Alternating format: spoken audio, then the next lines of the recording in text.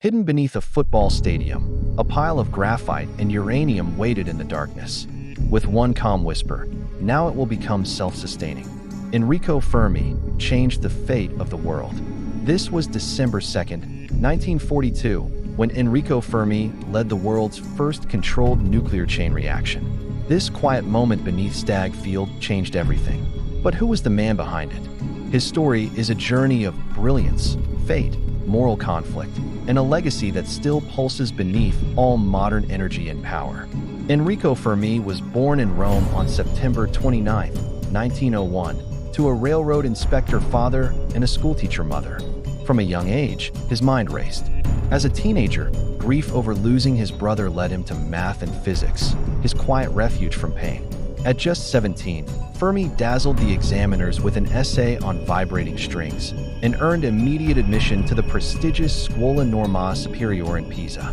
By age 24, he was already teaching at Cagliari, and his famed research group, the Via Panisperna Boys, was forming in Rome, a hotbed of innovation and camaraderie.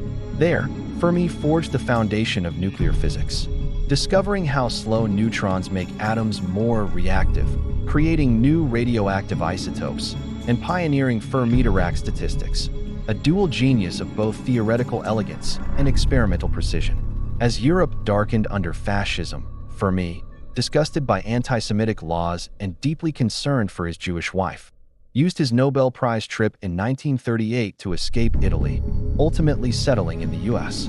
By 1942, he was at Columbia, then at the University of Chicago Met Lab. Under Stagg Field's concrete floor, he and his team, beleaguered but determined, tore open the door to the nuclear age. On December 2nd, in an abandoned squash court, control rods pulled, slide rules clicked, and neutron counts surged. Fermi watched calmly as his predictions unfolded on the dials. Then, at 3:53 p.m., he ordered the shutdown. Humanity's first controlled fission chain reaction was complete. That day, he didn't roar in triumph. He simply said, "I'm hungry, it's time for lunch," and led his team to dine quietly, aware both of victory and of the terrible road ahead. Fermi was no mindless technician of destruction. He and Szilard disagreed. On science they were aligned, but when it came to the moral weight of building a bomb, they diverged deeply. After the war, when hydrogen bomb plans ramped up, Fermi, furious, voiced his opposition. Yet he never walked away. He became an American citizen in 1944, took up a professorship at the University of Chicago, and continued exploring the deep workings of the atom.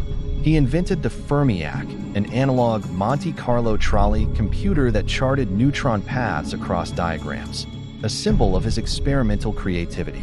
Fermi's accolades piled up. Besides the Nobel Prize, 1938, medals and honors followed. Time named him one of the top 100 figures of the 20th century. The Enrico Fermi Institute at UChicago stands today because of him, and since 1956, the U.S. bestows the Enrico Fermi Award on giants in energy and science, reminding us of his enduring impact. Even in his final days, battling cancer, Fermi's mind was precise, tallying 4 drip drops with a stopwatch, embodying that restless, detail-driven brilliance that defined his life from a grief-stricken Italian schoolboy to the hidden heart of the nuclear age. Enrico Fermi's life was a blend of genius and conscience. He unlocked atomic power, but never lost sight of the weight it carried. Today, whether we gaze at stars or split atoms, we walk paths Fermi helped forge, paths of power, possibility, and consequence. If this story moved you, or made you pause, please subscribe to the channel.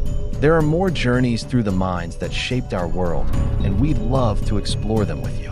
Until next time, stay curious.